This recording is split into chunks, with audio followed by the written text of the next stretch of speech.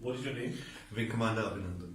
Okay. I hope you have been treated well over here with us. Yes, I have, and I would like to put this on record. And I will not change my statement if I go back to my country also.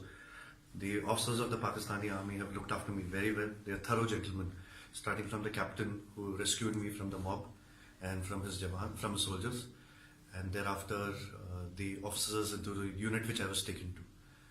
This is what I would expect my army to behave as, and I am very impressed by the Pakistani army. Okay, wonderful. So, Wing Commander, you hail from which place in India? Am I supposed to tell you this, Major? I'm sorry. I'm from down south. You're from down south? Yeah. Okay.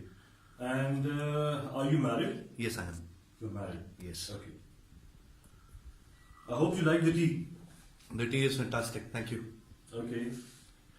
And now coming over to some specifics. Which aircraft you were flying? I'm sorry, Major. I'm not supposed to tell you this, but I'm sure you found the wreckage. And what was your mission? I'm sorry, I'm not supposed to tell you this. Okay. Thank you.